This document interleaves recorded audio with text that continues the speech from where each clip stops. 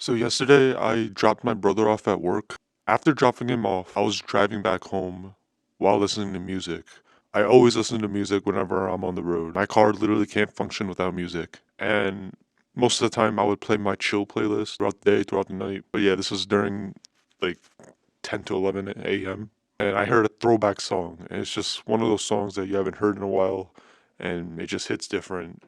Hits different to a point where I had to like make a video about this. It was The Party and the After Party by The Weeknd. What a legend. I remember listening to this so many times, just discovering the whole trilogy, his come up story. If I had to be famous like someone, it would be The Weeknd. Like as a kid, till like middle school or early high school, it would be a basketball athlete. But, with my 5'8" physique, that's just too much work for me. And traveling a lot it can get annoying. The Weeknd is known for his music and his music only. Like once he started popping off with this mixtape, when eyes were like literally on him, he literally got a call from like his biggest stan, and that was Drake. And The Weeknd helped Drake make one of his best albums for all time, which was Take Care. Me realizing this, I was like, this guy is a legend. So even while he was working with Drake, he still chose to stay mysterious off camera. He's not much of a person to show himself on camera, but now like he did a lot of big things. Like he was on the Super Bowl. I mean, like to the point where he's at now. Like yeah, you have to like show yourself. We live in an era, obviously, or like I remember the past era of where SoundCloud rap was like the biggest thing, and people did like the most crazy stunt on Instagrams or Twitter or whatever the news just to like make their career like relevant. Like one of the rappers I'm thinking about is like Lil Pump, obviously, 6ix9ine, and now look what's happened to them. It's like they moved on. I feel like they're still living off well. Like 6ix9ine is like a Spanish rapper or Spanish singer, so he's like out. And Pump is like on his self improvement. He's like at the gym now, and like they like stopped making music. Well, 6ix9ine is still making music, but along with that, there's many other SoundCloud rappers, artists that I can't think of right now at the top of my head. Let's go to someone who had the biggest fame, and that was Justin Bieber. Now he's a father, but like during his like ultimate prime fame, I remember like I would watch like Hollywood videos, like paparazzi just annoying Justin Bieber and him being pissed off. I've never been to LA, but I feel like you gotta be a celebrity or an influencer to live there or and yeah, go there. A pretty boy like Justin Bieber, yeah, everyone will be obsessed. The Weeknd, in my opinion, is one of not much. Is like he's the only celebrity right now today. I consider him like number one in the music industry. He's like the Michael Jackson of this industry. He surpassed Drake a long time ago. When I discovered The Weeknd and when I realized he did behind the works on Take Care, I was like, oh yeah, this guy's gonna pass Drake. And seeing him like hosting a Super Bowl, seeing him like making greater albums. Now let's talk about Drake. A couple weeks ago, Drake was just randomly recording a vlog of his day in the life on IG. I had a friend who told me like he's selling his soul to the devil, or I don't. I think that's too much, but like Drake does what he does. He's like on TikTok a lot. And like I remember watching a music video. He wasn't even in it. He just brought these two girls dancing. I was like, who are these girls? And apparently like they were from TikTok. And yeah, Drake is like on that, which is kind of weird, but I'm not hating on Drake. With every Drake album he releases, I at least get like 5 songs with it because Drake makes a good album. Or Drake will make an album and like you gotta like get some songs from that. He makes good music, but like he's number two.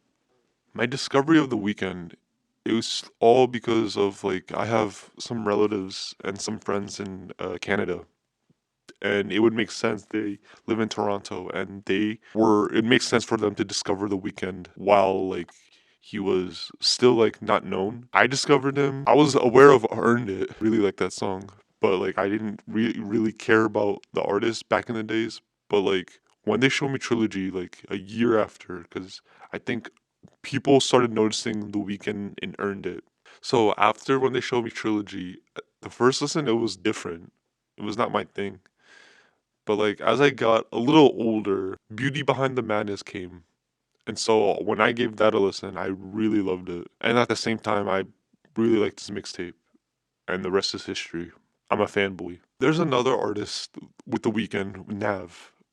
I really liked him too. He was also another artist I was following heavily. And it's just these mysterious rappers or mysterious artists that make great music. Nav was just the same. And like his overall like brand, like XO. The impact of XO, if you don't know what XO is, that's The Weeknd's brand. I remember it made a big impact, and I think people still like know about it like low key. It's been a while since I've seen someone wear XO merchandise, but there was this one point I would see, especially brown people, like they would rep like XO COVID mask, XO hats.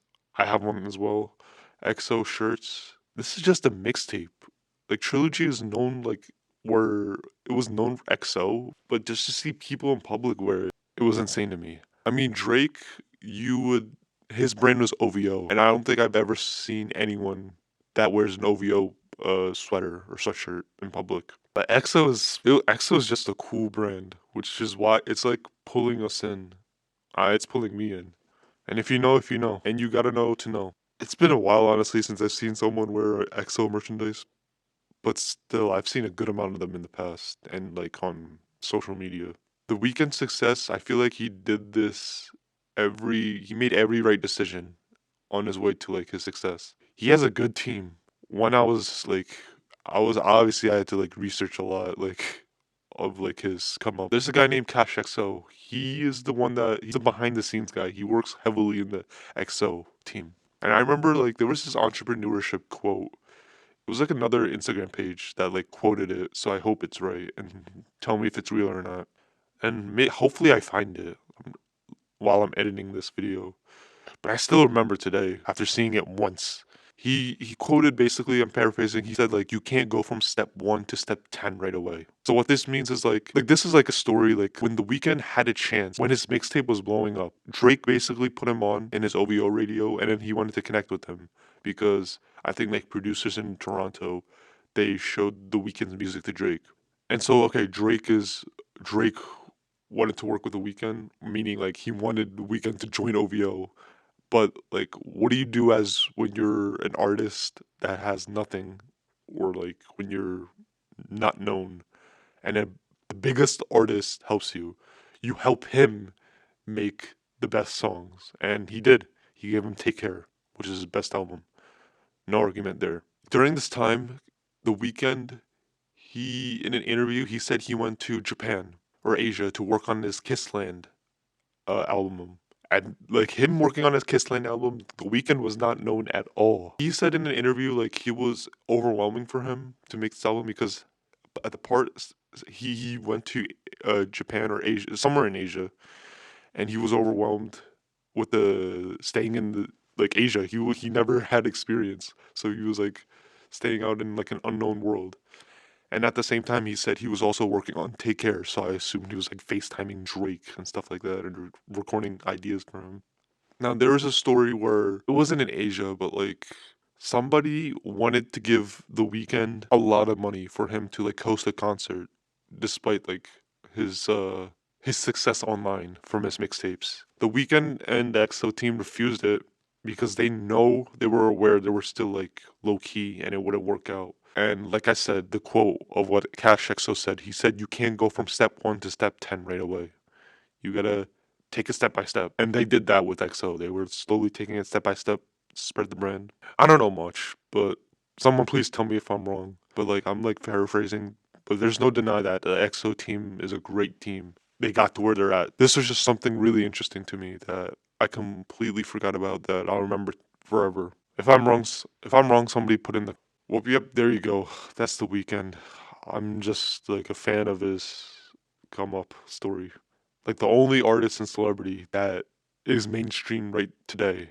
And he's not like obsessing over his public image. He puts his music on the forefront. And I know I'm wrong. There's many artists that are like that. Um, Adele is, I guess, like that. But would people be excited if she dropped something right now? Or next week. I feel like only her fans would care at this point. But the next Weekend album, everybody is tuning in. Thanks for watching. Peace out.